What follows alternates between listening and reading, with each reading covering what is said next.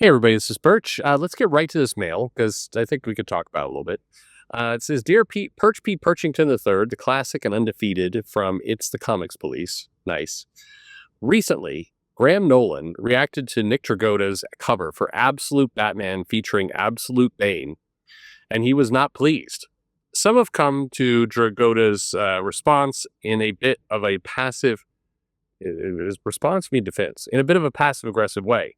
I know you've talked a bit about this several years ago when Scott Campbell received and dished out a lot of criticism. I think some others, but Campbell's the one who sticks out in my memory. But I think Nolan's case is a bit of a different one in that Nolan created Bane's look visually. Obviously, he did that as work for hire, so it's not a question of legal rights. But is there a difference in your mind? It also feels a bit frustrating as Nolan defined a lot of DC's look in the 90s. And while I think it's a bit unnecessary to pick a fight with new artists, it's dumb that a few artists credit him for the great work he did that they are standing on. That is the mail. So, in case you missed it, basically, there's a picture. Was it a cover or was it just anyway?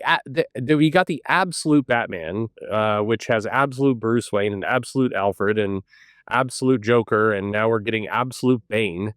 And this title is part of DC's Absolute line, and it's absolutely in imprint within DC. And it's written by Scott Snyder, and the art is by, as mentioned in the mail, Nick Dragotta. Now, at this point, I should mention I love Nick Dragotta. If you have not read East of West, I think that was just again one of my top comics ever.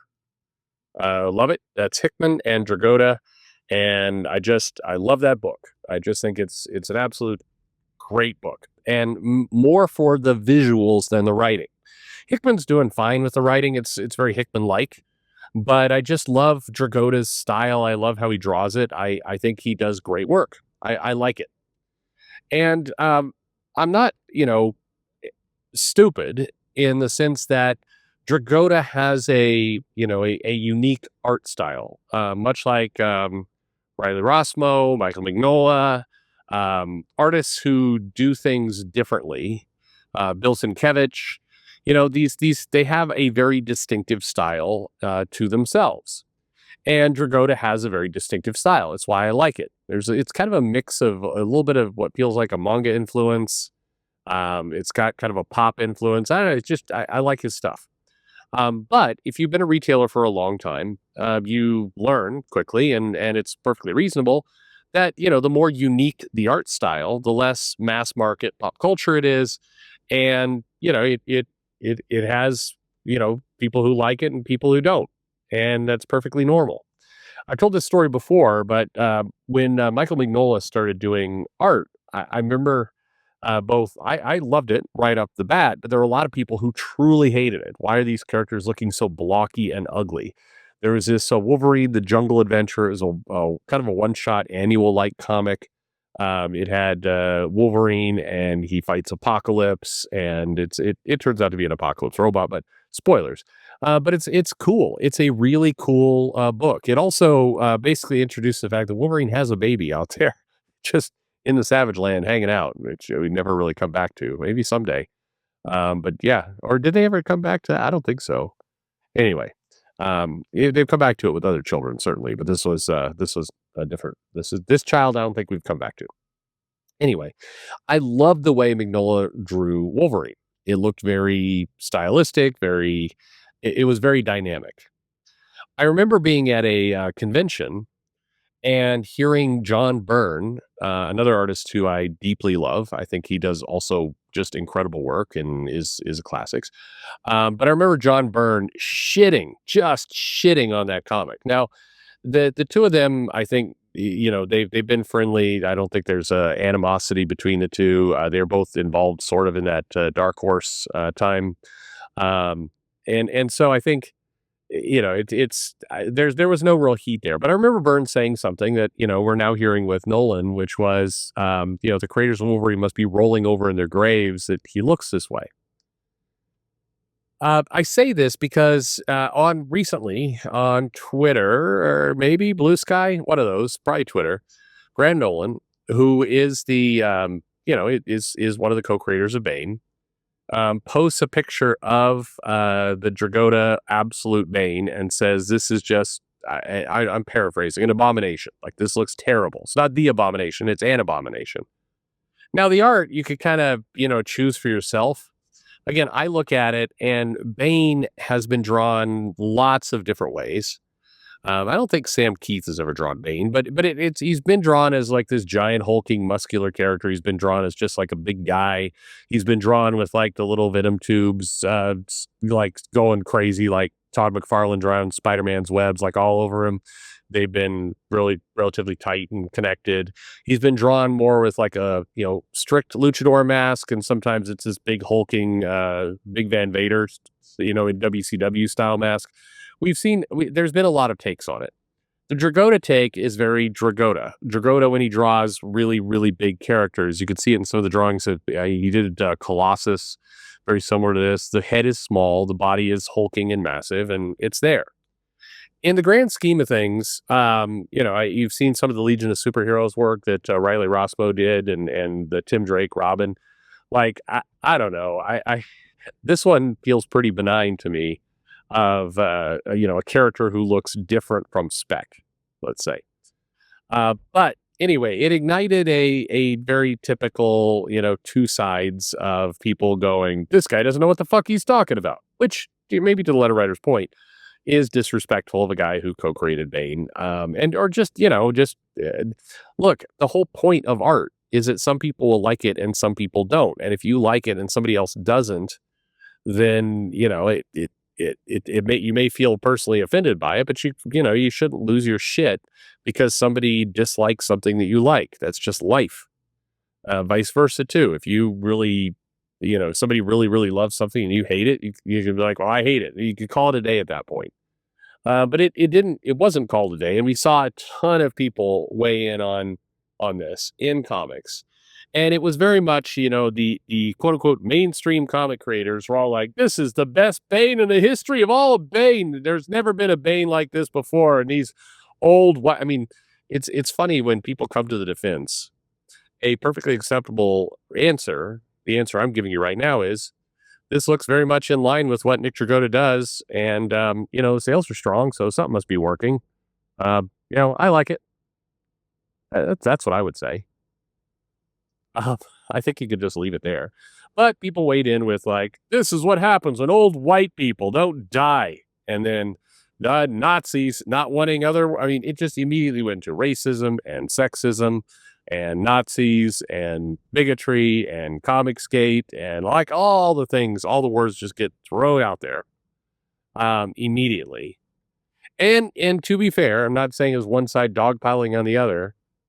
Then the other group who could have said, this just is, I prefer the classic look of Bane. I think Nolan did a good job back in the day. This is just too stylistic. It's weird. I don't care for it. I'm not buying it. Okay, that would have been a perfectly fine response. But we got things like, the entire comics industry is fucked. Everything is going downhill. Like, this is why comics are absolute garbage. This one picture. And just on that point, fuck off. Like I'm sorry, but do you really need to go back and look at some of the early issues of Wildcats where you had these massive out of proportion people? Isn't this the same group that was losing their mind on when people were saying, where does J. Scott Campbell keep the organs of the women he draws?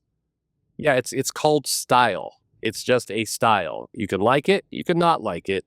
But people were masturbating furiously to Campbell and to Jim Lee when he was doing kind of Mauler and so his characters. And look, the absurdity of this, and believe it or not, you have to be old to remember this. When Todd McFarlane first started doing Spider-Man, there were people who were like, why is there so many webs? This makes no sense. It was like, he'd be tangled up in his own webs. Why is he's all, what is going on? You had people losing their minds over Todd's version of Spider-Man. It was stylistic. It looked cool. It worked. That was fine. That was just how it went. Again, this is not an indication the entire comic industry is failing. Yes, it is a bit hypocritical to love super stylistic, Danger Girl, and then go, my brain can't possibly process a big hulking monster-like character. And plus, where have you been? Like, the have you not been this is what, Absolute Batman number 7? Is that what this is? You're telling me you haven't noticed for the other issues, like, Drago didn't do one of them, but for the other 5 issues, you didn't notice that you had a giant hulking Batman, you had him facing, characters in mass, that the anatomy was wild and the arm was bending 8 different ways, because again, that's how the artist draws it. So, look, I don't think it's at all disrespectful for Dragotta to draw Bane in the way that he draws characters. I mean, that's how he draws. I absolutely do not believe that, the creator of the character gets to, define and insist on a very specific visual style for that character for the rest of that character's existence. I think the character gets to, first of all, if you're doing it work for hire, or if it's your character and you invite another artist to come in and draw it, they're going to draw it the way they want. This is absurd. If you go to cons, there's lots of people who will sell you, commissions of the character in their style. Everybody's happy for that. It just, you buy it or you don't. Like, fuck. It's very simple. I don't think that, and nor, by the way, do I think it's unfair for anyone, let alone Nolan or Dixon. I know he commented on it as well.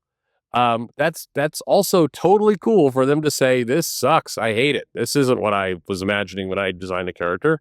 That's fine. It's their opinion. They're welcome to do it. I think this whole thing was a bit of it got blown up because it's like, it's Wednesday, so it's time for the culture war. What do we have today? Like, I don't know. Things are pretty quiet. Let's pick on the way a very stylistic artist draws a character in a stylistic way. And let's use that to be today's example of why all comics are fucked. That's how it, and then, here comes the comic creator community here to explain why everyone who doesn't like the current thing that is the now thing is a Nazi and worse than Hitler. I mean, what a boring ass life for all of this. Look, you could like it, you could not like it. I don't know what to tell you. It's Nick's style. If you like the original, cool. Go buy some backups. I really go buy some back issues. You can get the art from the source. It's there. Next time you're at a con, get him to draw you a commission. I mean, there you have it. But Bane has been, and how many different Banes have we seen in comics and in movies and in cartoons? I mean, hell, you look at some of the Batman animated series cartoons with Bane, and he's like a hunchback and massive. Like, I mean, I don't know. To me, it's a style question. I absolutely do think that to the comic creators who are like, this is why he's a racist Nazi. Just stop. Just stop with that. Not everything has to be your goddamn little race war. It was a guy who was a creator of a character saying he doesn't like the way the character looks. And he probably has fond memories to the character he created and the way he did. That's perfectly normal and understandable. And it makes sense. Believe it or not, I'm sure Steve Ditko at times thought Todd McFarlane's drawings were ass of Spider-Man. I'm sure I'd be shocked if it wasn't the case. I remember at one point Art Adams making a comment that he didn't really like the way Mark Silvestri drew Longshot. Cool. I mean, that's fine. People are allowed to have opinions, and Nolan is absolutely allowed to have his opinion. Absolutely. But it doesn't need to be a big deal, because it's not a big deal. It just isn't. It did not need to be today's chapter of the culture war. The one thing I'd like to just, for all of you listening, please recognize, you have artists you love. Some of those artists are mainstream artists. Some of those artists are more, unique. They do unique takes on the characters. That's fine. The more unique the take is, the less mass market it is, the less popular it will be. But that doesn't mean you can't love it. Thanks for listening.